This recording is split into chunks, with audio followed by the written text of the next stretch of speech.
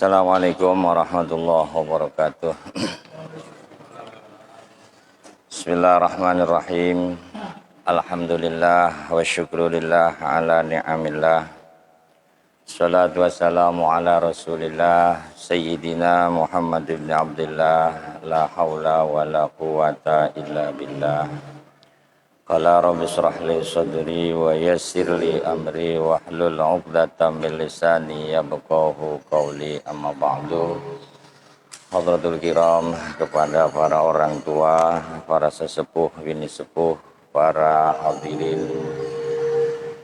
Alhamdulillah, puji syukur kehadirat Allah Subhanahu wa taala yang selalu memberikan kepada kita sehat walafiat, iman, Islam, sehingga pada kesempatan ini sama-sama kita dapat dikumpulkan, dapat bermuwajahah, bersilaturahim guna menjalankan kewajiban kita, yaitu sholat berjamaah, berzikir, kemudian dilanjutkan dengan taklim. Mudah-mudahan amaliyah kita selalu diterima Allah Subhanahu wa taala. Amin amin ya rabbal alamin. Dan tak kalah penting, mudah-mudahan ilmu yang Allah berikan kepada kita manfaat fid dini wad dunya wal akhirah. Amin ya rabbal alamin. Salatullah wa salamuhu daimain mutazalzimain ala mamarril ayyami wad duhur. Semoga selalu tercurah kepada baginda agung Nabi kita Muhammad sallallahu alaihi wasallam wa ala alihi wa sahabatihi ajma'in min yaumi hadza ila yaumiddin. Amin amin ya rabbal alamin. Bismillahirrahmanirrahim. La hadratin Nabi Muhammadin sallallahu alaihi wasallam wa ala alihi wa azwajihil kiram sadatina Abi Bakrin wa Umar Asmana wa Ali wa ila jamil malaikatil muqarrabin wal awliya'il muhaqqiqin min asyariqil ardi ila magharibiha wa min yaminiha ila shimaliha wa min qafin la qafin adama ila yaumil qiyamah wa ila arwahi jami'i ahli silsilatil qadiriyah wa naqsyabandiyah, khususan Syekhina Syabdul Qadir Jilani wa Syekhina Syabdul Qasim bin Idil Baghdadi qaddasallahu asrarahum wa usulihim wa furu'ihim wa man intasaba ilaihim wa ila arwahi jami'i abaina wa mahatina wa jadina jaddatina wa liman lahu haqqun alaina wa liman awsana wa sawsana wa liman kalladana wa liman yata'allamu indana wa li jami'i asatidina wa mu'allimina wa murabbi arwahina wa li jami'il muslimina wal muslimat wal mu'minina wal mu'minat al ahya'i minhum wal amwat. Niatin Allah inawir qulubana wa nawwir hajatina wa nallaha yashfi mardana wa nallaha bihusnil khatimah. Ala hadhihi niyah sya'ulillahi lahumul fatihah. A'udzu billahi minasyaitonir rajim. Bismillahirrahmanirrahim. Alhamdulillahi rabbil alamin arrahmanir rahim maliki yaumiddin. Iyyaka na'budu wa iyyaka nasta'in. Ihdinas siratal mustaqim. Siratal ladzina an'amta 'alaihim ghairil maghdubi 'alaihim waladdallin. Amin. Bismillahirrahmanirrahim. Kita lanjutkan pelajaran kita tafsir Al-Jalalain. Sudah kemarin dibahas pada surah Az-Zumar. Karena kita libur beberapa bulan karena ada sesuatu, insyaallah, alhamdulillah saat ini kita masih dikasih kesempatan untuk bisa melanjutkan taklim atau ngaji. Mudah-mudahan Allah berikan selalu istiqomah kepada kita ya untuk beribadah kepada Allah Subhanahu wa taala. Karena hidup ini cuma satu kali. Banyak saudara kita, orang tua kita, kawan kita yang telah mendahului kita. Mereka sudah kembali, sudah pulang kampung. Nah, kita ini masih mengembara. Dan pada satu ketika pasti kita akan pulang kampung, yakni meninggal dunia, kembali pindah ke alam barzah. Oleh karenanya waktu yang Allah kasih kepada kita, napas yang Allah berikan kepada kita, jangan kita abaikan, jangan kita anggurkan begitu saja. Maka para orang-orang sufi ini, tarikan napas mereka adalah zikir kepada, ingat kepada Allah Ta'ala. Mudah-mudahan ya Allah kasih kita kesempatan, dibuka untuk ibadah, Allah tutup untuk jalan maksiat. Kita lanjutkan surahnya, surah Az-Zumar.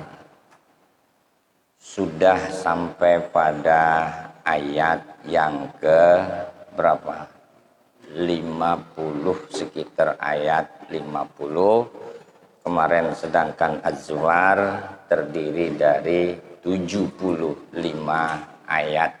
Berarti sudah separuh lebih. Sebentar lagi selesai daripada surah Az-Zumar. Akan kita lanjutkan surah Al-Ghafir. Dulu beberapa bulan yang lalu sudah saya jelaskan, Az-Zumar artinya adalah rombongan, kelompok atau serombongan. Itu namanya, bahasa Arabnya Az-Zumar. Az-Zumar, surah Az-Zumar Allah turunkan di kota Mekah, maka tergolong makiyah atau surat yang Allah turunkan di kota Makkah.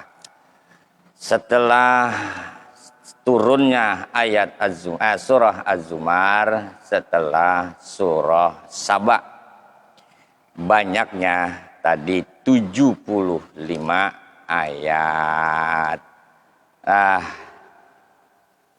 Sedikit kemarin saya jelaskan, surah Az-Zumar menerangkan tentang keadaan manusia besok di hari kiamat. Jadi tingkah atau keadaan manusia termasuk kita nih besok di hari kiamat. Kapan itu hari kiamat? Ya nanti pasti akan datang. Waktu datangnya tidak ada yang tahu kapan datangnya itu hari kiamat. Kutak-kutik berbunyi lagi. Kutak-kutik. Jadi nggak ada yang tahu kapan datangnya hari kiamat. Yang jelas kita harus yakini bahwa kiamat pasti akan datang. Entah kapan, entah kapan. Yang jelas kita harus imani bahwa kiamat pasti akan datang. Itu yang pertama. Menerangkan tentang manusia besok di hari kiamat setelah mereka atau manusia dihisab. Karena di sana ada yang namanya hisab atau perhitungan. Jadi amal perbuatan manusia ketika dia hidup di alam dunia, dari mulai balik sampai ia meninggal, sampai ia tutup mata, akan dicatat oleh Allah Subhanahu wa Ta'ala lewat para malaikatnya, dan itu akan dihitung dan itu akan dipertanggungjawabkan. Cara kita ada pertanggungjawabannya. Kita jadi RT aja ada tanggung jawabnya. Kita diangkat jadi lurah aja ada pertanggungjawaban. bahkan ada laporannya. Begitu juga nanti kita di hadapan Allah Ta'ala. Lah pada waktu itu nanti mereka atau manusia akan terbagi dua golongan atau dua rombongan. Makanya namanya surahnya Az-Zumar. Lah rombongan yang pertama atas bukan?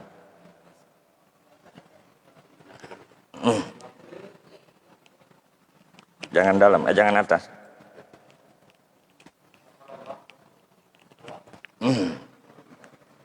Ya. Jadi Az-Zumar lah pada saat itulah manusia terbagi menjadi dua rombongan.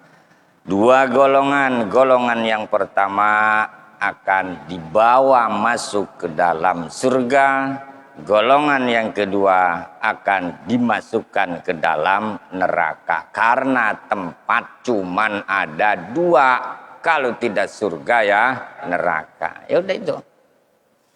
Dan tidak bisa memilih, kita akan dimasukkan wa adkhalniyal jannata ma'al abror. Siapa yang memasukkan? Allah Ta'ala. Jadi bukan masuk sendiri, enak banget. Kalau masuk sendiri enak gak? Dipersilahkan untuk masuk ke dalam surga. Gitu. Dan juga dimasukkan ke dalam neraka. Lah kalau bisa masuk sendiri mah orang semuanya pilih masuk surga. Paham gitu? Karena kita besok dibawa akan dimasukkan ke dalam surga dan segolongan lagi akan dimasukkan ke dalam neraka. Dua tempat di sana, surga dan neraka. Lah kita di mana? Wallahu a'lam bishawab. Nggak ada yang tahu. Pengennya sih masuk surga. Pengennya. Iya. Mudah-mudahan dikabul gitu loh. Ya namanya pengen. Jadi jangan kita kegeeran kaya-kaya udah punya kunci surga. Kan orang begitu. Ya. Baru nyumbang masjid 10 juta, udah punya celengan, dah kata besok buat masuk. Begitu nggak orang? Ini salah kaprah. Ya, mudah-mudahan gitu loh. Mudah-mudahan Allah terima. Tuh, jangan kegeeran karena semuanya di tangan Allah Ta'ala. Semuanya kuasa Allah Ta'ala. Lah dari masing-masing rombongan tersebut akan mendapatkan balasan tentang apa yang mereka telah perbuat di alam dunia. Sekecil apapun yang kita perbuat di alam dunia ini nanti akan dibalas. Kalau memang itu perbuatan baik maka balasannya baik. Kalau perbuatannya itu jelek, maka balasannya pun berupa kejelekan. Gitu. Jadi balasannya ada surga, ada neraka. Apakah semuanya orang yang berbuat baik nanti Allah masukkan surga? Iya, jika dia beriman, Allah akan masukkan surga. Tapi lewat proses dulu, karena orang masuk surga ini macam-macam. Ada yang bighairi hisab atau dengan tanpa dihisab. Ada yang lewat dihisab dulu, diproses. Kalau memang banyak kebaikannya maka akan dimasukkan surga. Itu. Lah ada lagi banyakkan kejelekannya, baiknya juga ada, maka dia harus melalui tebusan dulu lewat masuk ke dalam neraka. Jadi orang-orang mukmin yang maksiat Allah masukkan ke dalam neraka dalam rangka ingin dimasukkan ke dalam surga. Paham? Jadi lewat prosesnya demikian. Belum kita bicara lamanya di sana. Kalau dunia ini mak, saya bilang kemarin paling orang 50, 60, 70, 100 tahun selesai. Dia mah susah banget keblangsak paling 60 tahun. Tapi kalau di akhirat selama-lamanya. Beda ya. Itu yang harus kita tancapkan dalam hati kita. Karena yang namanya ilmu ini bukan hanya sekedar tahu qola wakil, dikit-dikit qola nabi, dikit-dikit qola ta'ala. Bukan gitu. Ilmu ini adalah perilaku kita. Ini adalah merupakan ilmunya. Ya, banyak nggak orang ngomongnya hebat tapi perilakunya kayak orang kagak ada ilmunya gitu? Banyak nggak? Banyak. Itu bukan dikatakan ilmu, kata para ulama. Dalam surah Az-Zumar ada pokok bahasan diantaranya tentang keimanan. Jadi dalam surah Az-Zumar ada dalil-dalil tentang keesaan dan kekuasaan Allah Ta'ala. Jelas Allah Maha Esa, jelas Allah Maha Kuasa. Tidak percaya maka ada dalil Al-Quran. Kemudian para malaikat berkumpul ya di sekeliling arasy. Mereka bertasbih kepada Allah Ta'ala. Selalu mensucikan atau bertasbih kepada Allah Ta'ala. Jadi para malaikat berkumpul di sekeliling arasy yang kerjaannya adalah bertasbih kepada Allah Ta'ala. Itu juga harus kita yakini karena ada dalil Al-Qur'annya. Kemudian nanti pada hari kiamat tiap-tiap orang mempunyai catatan amal masing-masing. Jadi tidak bisa disamakan antara si A dengan si B. Buku catatannya si A, buku rapotnya si A ada, buku rapotnya si B pun ada. Jadi setiap manusia punya buku amal catatan masing-masing. Maka di sana ceritanya nanti ada yang dikasih buku catatan amalnya dari arah kanan, oh berarti dikasih dengan sopan. Ada yang dari arah kiri, oh berarti dikecilin cara kita. Ada min wara'il dhahri, ada yang dilempar dari arah belakang. Ini sudah hinaan. Itu macam-macam nanti tingkah manusia. Itu harus kita ingat itu. Jadi hidup ini jangan mikirin dunia aja. Harus kita ada muraqabah atau ngelirik kepada alam barzah. Bahkan kita muraqabah, ngelirik kepada padang mahsyar, bahkan negeri akhirat sana. Itu harus. Di dunia tasawuf itu begitu. Kita kan kagak ngajinya ono ini. Ya. Gedeg sama orang terus. Benci sama orang terus. Berantem terus. Karena apa? Kagak inget mati.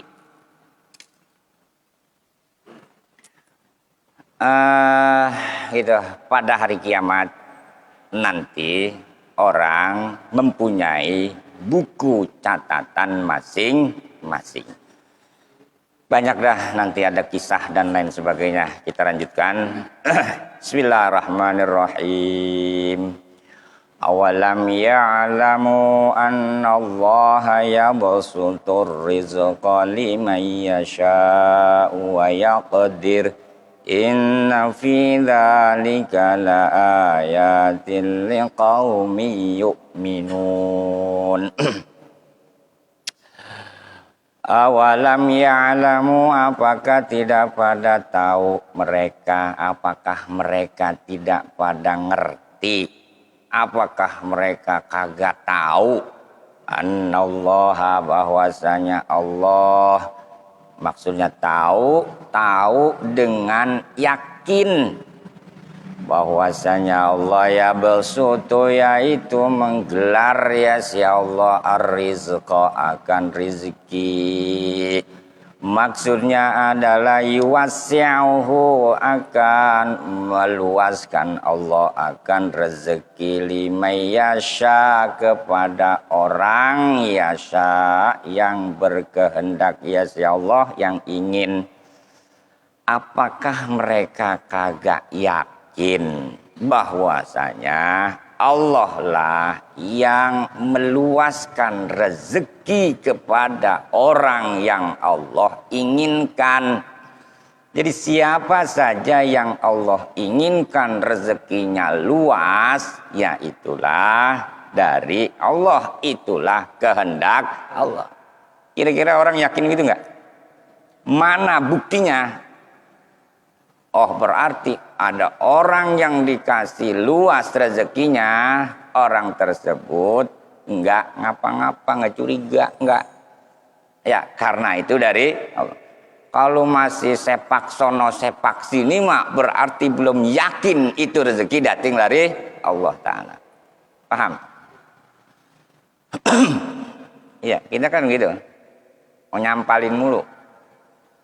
Ada orang kaya, dia apa? Boleh anu, itu kan ya.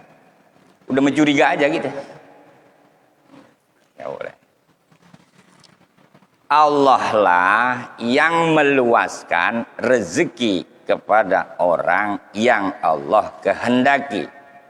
Lah Allah luaskan rezeki kepada orang tersebut imtihanan karena mencoba, karena jadi cobaan. Jadi orang dikasih enak itu adalah cobaan. Orang dikasih tidak enak hidupnya itu pun cobaan. Dikasih kaya ya cobaan. Dikasih miskin ya cobaan. Kenapa? Karena akan dipertanggungjawabkan di hadapan Allah Ta'ala. Itu kudu yakin. Apa terus? Wa yaqdiru, dan menyempitkan oleh Allah. Jadi Allah lah yang memperluas rezeki kepada orang yang Ia kehendaki, dan Allah pun menyempitkan rezeki kepada orang yang Ia kehendaki. Iya.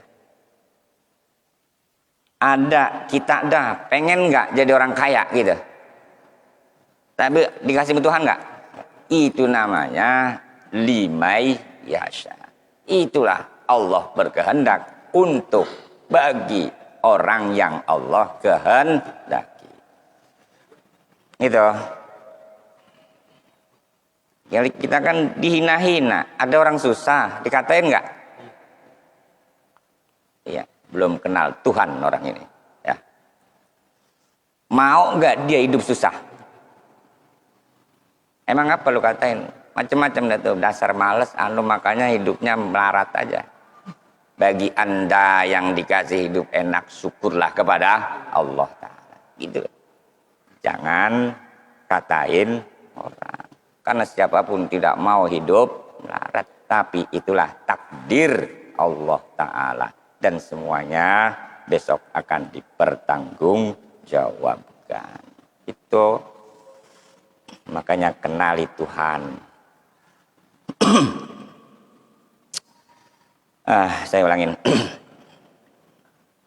Jadi awalam ya'lamu annallaha yabsutur rizqa liman yasha wa yaqdir. Dan Allah pun yang menyempitkan rezeki kepada orang yang Allah kehendaki. Ketika kita bicara rezeki, jangan hanya terpatok pada materi. Apa yang Allah kasih ini adalah anugerah, adalah rezeki. Kau bisa berangkat ke masjid, bisa dipersilahkan jamaah, itu pun rezeki. Jangan mencibir orang. Ya, ini kan belagu banget. ngelihat orang yang sudah padahal ketika Allah tidak berikan Anda seperti itu, bisa nggak? Bisa nggak Allah balik hatimu yang tadinya yakin jadi tidak yakin? Bisa nggak Allah balik yang tadinya demen buat masjid jadi kagak demen gitu? Itu keputusan ada di tangan Allah. Maka semuanya adalah anugerah, semuanya wajib kita mensyukuri nikmat Allah Ta'ala. Itu. Iya, kita punya anak 3, 4, rezekinya beda nggak? Beda. Maka rezeki ini jangan terpatok pada materi. Ilmu yang Allah berikan itu pun merupakan rezeki. Kita dikasih tiap hari bisa sholat, bisa sholawat, bisa zikir, itu pun namanya rezeki. Jadi jangan terpatok hanya pada materi. Bisa jadi kalau berupa materi, hakikatnya itu adalah bukan rezeki, itu adalah azab. Masih susah saya ngaji, rajin banget. Ya, sono buka kitab, sono ngaji, sholat, iya. Begitu dapat duit miliaran, kagak pulang-pulang. Rezeki bukan kira-kira? Itu azab namanya. Banyak gak gitu? Iya. Jadi apapun yang Allah berikan yang menjadikan kita tambah bersyukur, ya itu namanya rezeki. Terus apa itu? Bidaikihi, dengan sempitnya, ayudayikuhu gitu, fiil ya. Menyempitkan Allah akan rezeki liman, kepada orang yasha, yang menghendaki oleh Allah, ibtilaan, karena mencoba. Ya, dikasih rezeki banyak, cobaan. Dikasih rezeki dikit, ya cobaan. Lah bagi orang-orang yang sudah kenal Allah, apapun yang Allah berikan itu merupakan anugerah. Maka mereka dikasih banyak, ya alhamdulillah. Dikasih dikit, ya alhamdulillah. Yang ada hilang pun dia tetap alhamdulillah. Itu baru benar-benar orang lah. Iya, kalau kita nih banyakan ngeresulaknya. Dagang setahun untungnya banyak, dikasih rugi 3 bulan, ngeluh nggak? Itulah manusia. Benar banyakkan untungnya nggak? Kita sehat dari kecil nih, gagah, dikasih sakit seminggu, susah nggak? Banyakan sehatnya apa banyakan sakitnya? Tapi banyak orang-orang yang hidup, ya terlahir dengan cacat dan lain sebagainya, mereka mampu mensyukuri nikmat Allah Ta'ala. Kita yang Allah takdirkan sempurna ini belum mampu mensyukuri nikmat Allah Ta'ala. Udah bodoh kita mah. Itu apa? 5 yasha ibtilaan. Inna fi dzalika la ayatil liqaumi yu'minun. Inna fi dzalika, sesungguhnya itu dalam yang demikian itu. Sesungguhnya demikian itu Allah luaskan rezeki, Allah sempitkan rezeki, yaitu tanda-tanda ya bagi kaum yang beriman. Di situ ada tanda-tanda kebesaran Allah bagi si kaum yang beriman. Jadi kalau orang-orang beriman mah itu merupakan apa? Ayat tanda-tanda kebesaran Allah Ta'ala. Kagak ngeresulak, kagak susah hidupnya. Kan kemarin saya kasih gambaran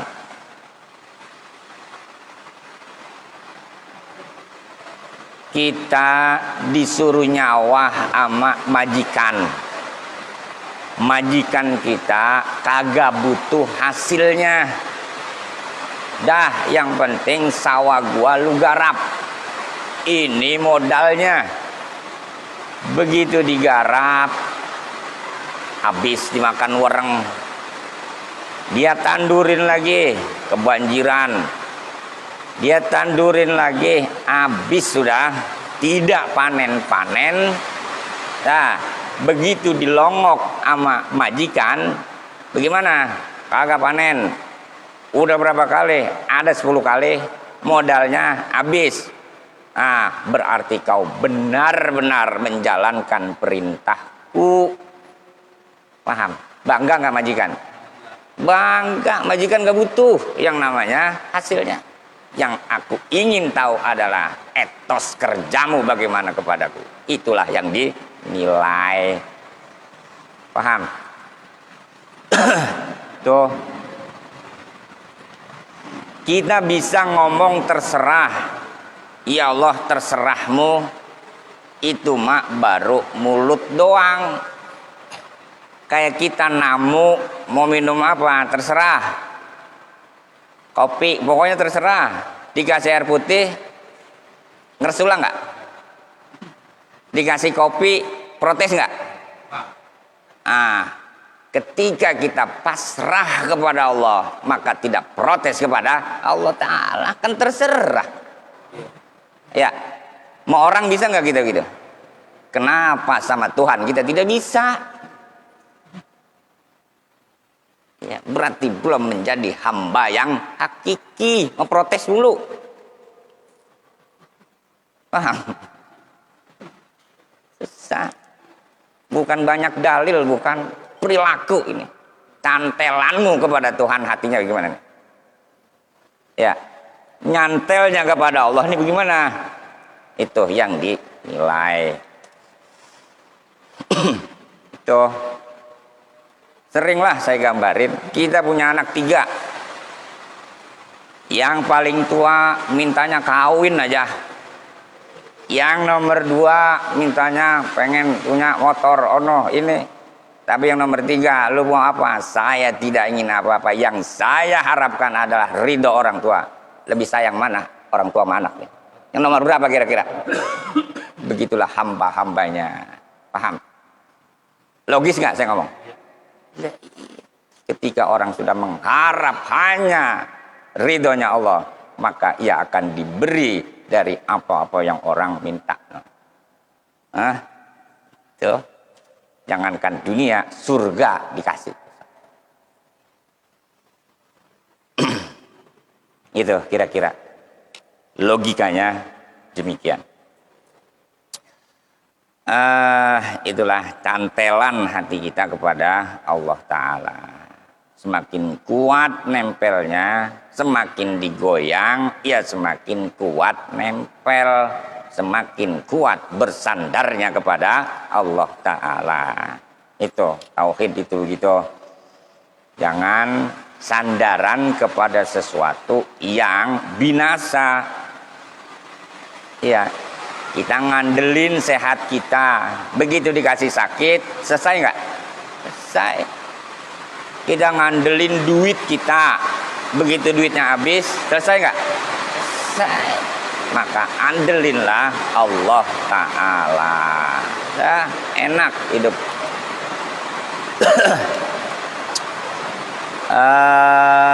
Qul, katakanlah ya ibadiyalladzi asrafu ala anfusihim la taqnatu mir rahmatillah. Katakanlah hai Muhammad ya ibadi, hai hamba-hambaku, alladzina rupanya orang-orang asrafu yang pada melewati batas ala anfusihim atas diri mereka. Katakan kepada mereka orang-orang yang melewati batas kepada diri mereka, Orang-orang yang banyak maksiat, banyak dosa, katakan kepada mereka, la taqnatu, jangan putus asa. Kita merasa sudah banyak dosanya, kemudian jangan jadikan banyak dosamu menjadikan kau putus asa kepada Allah Ta'ala. Jadi jangan sampai maksiat yang kau laksanakan menjadikan putus asamu kepada Allah Ta'ala. Maka seberapa banyaknya dosa manusia lebih kecil bila dibandingkan, dihadapkan dengan pengampunan Allah Ta'ala. Paham? Jadi kalau kita meyakinkanlah kagak bakalan dah Allah ngampunin gua, oh berarti kau membatasi daripada kekuasaan Allah Ta'ala. Paham? Apalagi zaman sekarang, kalau bukan golongan gua nggak masuk surga. Ya, kalau bukan orang Islam kagak masuk surga. Mampukah Tuhan memasukkan surga selain orang mukmin? Mampu, itu hak Allah Ta'ala. Tauhidnya kudu gitu. Ya. Orang-orang Nasrani pada zaman nabinya dulu, bener nggak dia? Ada rasulnya nggak? Masuk surga nggak? Iman nggak? Itulah namanya hak Allah Ta'ala. Gitu. Ini pelajaran sekarang ya. Dipersempit. Paham nggak dipersempit? Kalau ada kata-kata kafirun, oh berarti non-muslim. Emang kafirun artinya non-muslim? Ini perlu dikaji dulu gitu. Ini banyak orang yang tidak paham. Dalam Al-Quran, aba wastakbara wa kana minal kafirin. Mereka orang-orang, dia setan itu adalah sombong. Lah kesombongan orang-orang yang sombong termasuk daripada kafir. Ada nggak kesombongan pada diri kita? Kafir nggak kita? Begitu ngaji. Ya, jangan mengklaim orang lain. Kita nih, sifat ini yang ada pada diri kita. Ini kan begitu. Kalau ngaji kalau ada kata-kata mukminin, wah gua nih. Ada kata-kata kafirin, wah sano. Ya. Ini Quran nanti tidak menjadi obat. Itu dikaji terus dikaji. Berani banget saya ngomong karena ini adalah hak. Lab berani saya. Ya, karena ada dalil. Di zaman Abbasiyah mari ini tuh terus ada penyempitan bahasa. Gitu loh. Ada penyempitan bahasa. Dari kata-kata alimun, ada kata-kata ulama, gitu ya.